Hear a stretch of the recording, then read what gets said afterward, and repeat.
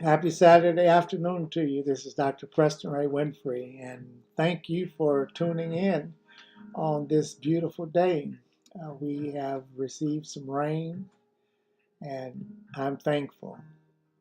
I'm thankful that I did not wash the car because I would have been very disappointed that I would have had the car washed and it rained.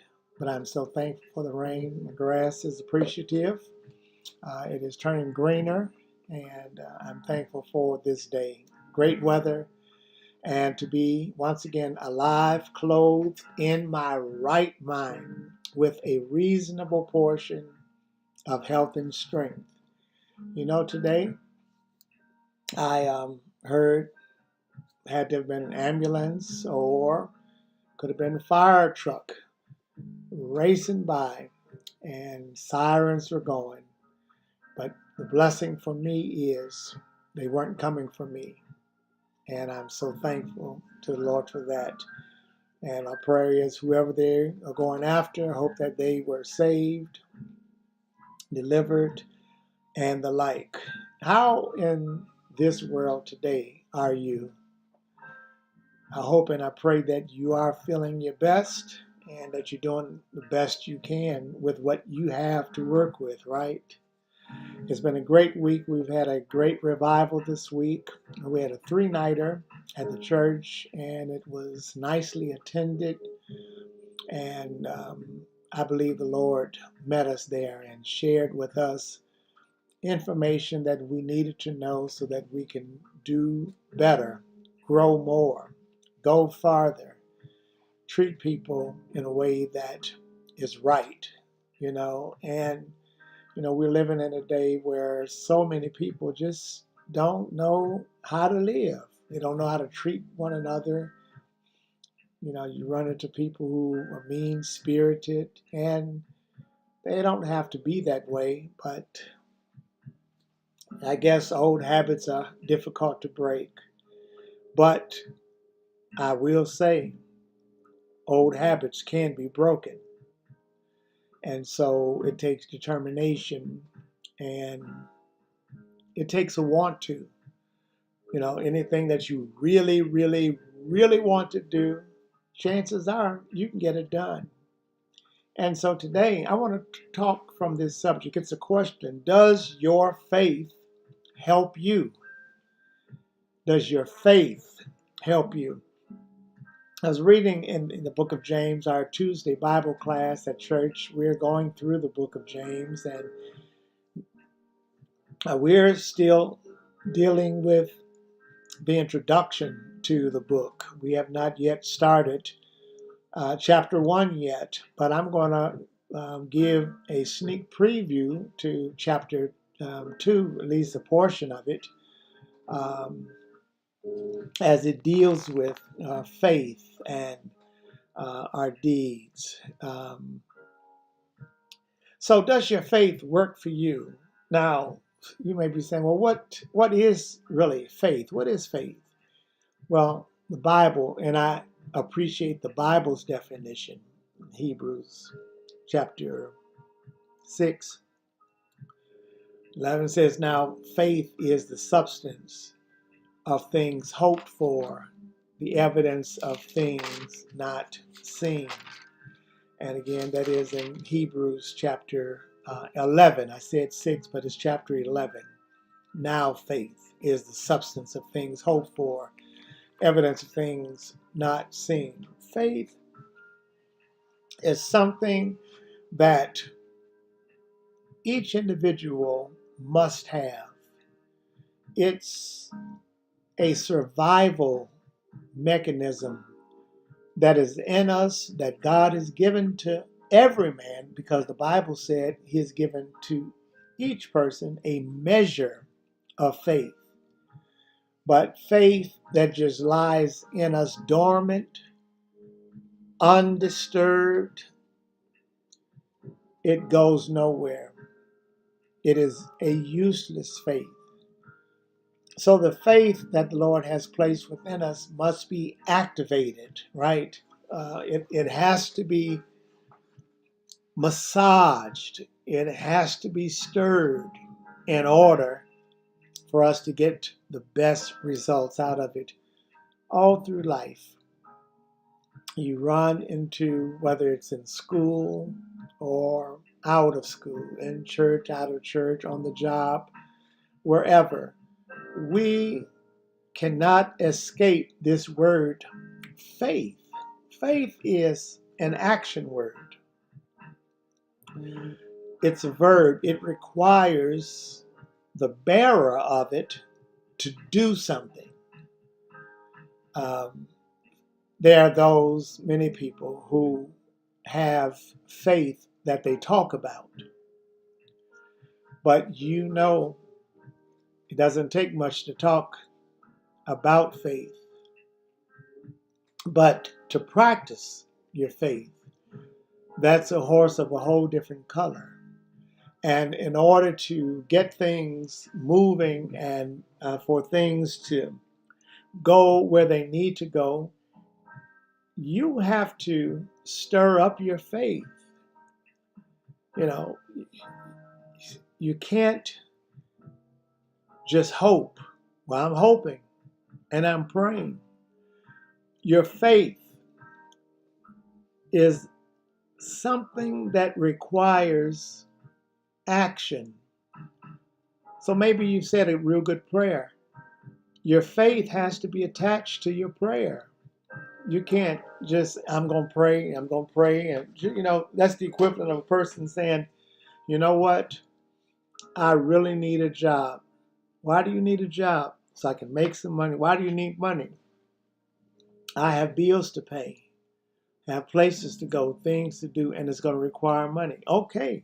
So how do you get this job? Well, I'll just sit here and I'll hope and I'll chant and maybe the job will come to me. You're going to be hoping, chanting, and praying a long time. You pray, ask the Lord to direct you to where they are hiring. You need to put some fillers out these days. You need to go on the internet and you need to ask some questions and you need to seek. Jesus said, seek and you will find. Knock and the door will be open. Ask and it shall be given. Not in that order, right? A-S-K. Ask and it shall be given. Seek and you will find. Knock and the door will be open. You have to do something. Yes, our God is a faithful God. He supplies our needs. He'll give us more than we ask. Oops, did I say ask? And I was planning on fooling you by not throwing that word ask in there. But yes, it is so essential that if we're going to receive, we're going to have to ask. And then after you've asked, sometimes what we need is right there in view. But how many times have we passed over something, looking over things because we were not focused? We were thinking maybe it'll just come to me. Some things, everything doesn't have legs. So you and I must use the legs we have, the feet we have, and go to it. We have to use our eyes, seeking. And then sometimes what we need and what's for us may be behind locked doors. Well, if you do not have the key, how are you going to get in? You going to break in? No, you don't want to do that. Then exercise your knocking power. Ask and it shall be given. Seek and you'll find. Knock and the door will be open. It didn't say might. Didn't even say it could be open. It says it will open. But the preponderance is on you and me that we do something. And if we lack faith, we won't do anything because we'll just sit, and hope that it will come to us. And you know, as I do, everything is not going to just come to you. Some things you're going to have to get up and do. You're going to have to make some things happen. Right? I think of the choo-choo who said, I can, right? Well, he started out with, I think I can. I think I can. I think I can. And he thought he could. And he continued and he kept going and he kept going until eventually he did what he thought he could do. And isn't that our testimony sometimes? Some things that we've been able to accomplish by the grace of God that we didn't think we would ever do, but somehow the Lord made it happen for us. Aren't you thankful for that? That required faith. See, true faith is evidenced by your works. True faith is not evidenced by what you say. It's evidenced by your works, what you actually carry out. Let me read here in James. I promised that I was coming from that first chapter, second chapter actually, and I'm going to read it from the Living Translation. Listen to what it says. I'm going to begin at verse 14, second chapter of James. It says, "Dear brothers, what's the use of saying that you have faith and are Christians if you aren't proving it by helping others? What kind of faith saves anyone? If you have a friend who is in need of food and clothing, and you say to him, 'Well, goodbye and God bless you, and stay warm and eat hearty,' and then don't give him clothes or food, what good is that?" So you see, it isn't enough just to have faith. You must also do good to prove that you have it. Faith that doesn't show itself by good works is no faith at all. It is dead. It is useless. But someone may well argue, you say the way to God is by faith alone plus nothing. Well, I say that good works are important too. For without good works, you can't prove whether you have faith or not. But anyone can see that I have faith by the way I act. Are there still some among you who hold that only believing is enough? Believing in one God?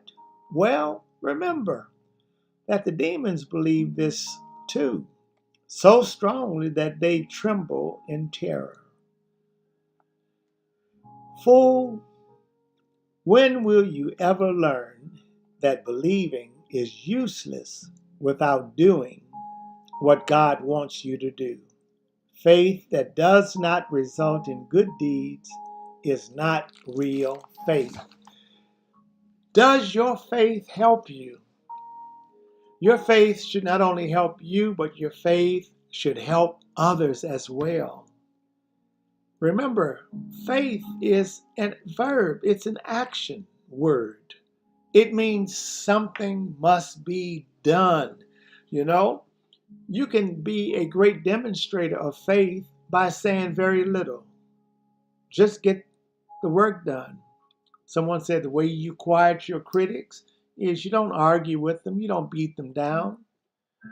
You don't pray that a hole will swallow them up. No, you simply get the work done. You exercise your faith. And without faith, you do know it's impossible to please God. Those who come to him, they must believe that he is and that he's a rewarder to them that diligently seek him. So answer the question, does your faith help you or does your faith hinder you? Does your faith bury you? Does your faith cause others to frown down on you and say, there's a fella who has no faith? They say one thing, but what they actually do is something totally different. God, who is the giver of faith, he wants for each of us to take the faith that he's given us and stir it. Get you a big spoon. Get you a big fork. Listen, get you an agitator. But stir it up. You know, many years ago when a depression was in town and they were rationing out sugar. So if you went to the restaurant, they would only give you 1 teaspoon of sugar. And of course, I guess if the server liked you, they may slip you an extra spoon of sugar. And that this was during the times, of course, before they had the little packets of sugar. And so this gentleman goes into the coffee shop and he says, "More sugar, please, more sugar." And so the server person, working behind the counter, gave him another teaspoon of sugar. And he sipped and said, more sugar, please." To which she replied, "Take the spoon and stir up what you already have." And once he stirred it and sipped, he discovered his coffee was sweet enough. And my friend, that's what it's all about. You have to use what you have, stir it up, sip it, and then put it to use. Your faith can make you whole. Jesus did that so many times. Here were 10 lepers who came, who were kicked out of town, and they met Jesus. And Jesus told them, "Go and show yourselves to the priest." And as they went, they were made whole. And when one of them realized that he was healed, rather, they weren't made whole, they were healed, he returned to the Lord and said, "I just want to thank you." And the Lord asked him, "Weren't there 9 others? Where are they?" He says, "I don't know where they are." They just continued to go to town, but I wanted to stop and thank you. Well, because he stirred up what the Lord had given him, this man now has been made whole. And I'm telling you today, your faith can make you whole. Your faith can allow you to move mountains. Your faith can bring highways down, make crooked ways straight. Your faith can bring about healings in your life. Well, it is the Lord who does the healing, right? But if you don't have the faith to believe that he can, chances are you will maintain your status of depression and being sick. And so the psalmist said it this way: "I will lift up mine eyes unto the hills, from whence comes my help." And it said, "My help comes from the Lord." My friend, the Lord has given you faith, and I want to ask you, what are you doing with it? Are you using it for his glory? Are you using it for your advancement? Or are you using your faith to work against you? Are you exercising faith in the wrong manner by saying, "Oh, I'll never make it. I'll never accomplish anything. Oh, I'll never be anyone. Oh, I'm so dumb. I'm so slow. I am so old. I am so black. I am so wicked. I am so sinful. I am so..." Time out. Time out. Change your language. Change your attitude. Your attitude that will determine your altitude. If you want to fly like eagles, you're going to have to get rid of the chicken and turkey mentality. You're going to need to hang out with a different group. And you can't go through life being angry and mad and defensive all the time because of the past. You have to make up in your mind that, you know what? This is going to be a new beginning for me. And I, by the grace of God, will make it happen. Paul says, I can do all things through Christ who strengthens me. Well, how does he strengthen us? He strengthens us through our faith. And when you begin to stir it up, I'm here to tell you all of those ingredients, because all things work together for good, right? To those who love the Lord and who are the called according to his purpose. Stir it up. Stir it up. Don't let the sugar just sit at the bottom. Don't let the ingredients sit on the bottom. And he says nothing but water in here. Listen, once you start stirring it, I'm telling you, all of the ingredients will go to their designated place, because there are certain receptors in there, just as there are certain receptors in you. And when you begin to stir your faith and begin to agree with the Lord that I can because God says I can, not because of who I am and what I am, but because of who the Lord is. Think about how great the Lord is and the faith that he demonstrated. He left his home in glory and came, was born of a virgin woman, right? Lived 33 and a half years, surrendered his life on Calvary, ascended back to the Father. He's sitting there now on the right hand making intercession for us. And one of these glad days, and I say glad days because it's going to be a happy day, a wonderful day, when the Lord comes back. He's going to come back for those who have exercised, stirred up their faith, and said, I want to be saved, because it's by grace that we are saved, through faith, not on our own. It's the gift of God, not of works, because man will go around boasting. So if you, my friend, have never accepted this free gift of salvation, why don't you do it today? Why don't you say, Lord, that fellow Winfrey told me I could come to you and you would take away my sins. I'm telling you, he will. How do you know, Winfrey? He took away my sins. I confessed my sins to him. And you talking about feeling relief? Alka-Seltzer couldn't do what the Lord did for me. He loosed my shackles, as the old people would say, and he set me free. And now I am redeemed. I've been bought with a price, and I'm going to glorify the Lord the rest of my life. And I would encourage you, my friend, if you have never made that step, why don't you do it today? Why don't you make up in your mind, I'm going to give the Lord me, and I'm going to serve him, and I'm going to love him, and I'm going to get off my couch. I'm going to quit making excuses, and I'm going to go find a church, home, and a pastor, a place where I can work out my new salvation, a place where I can give back to the Lord and the people of the Lord the gifts and the talents that the Lord has blessed me with. He has blessed you.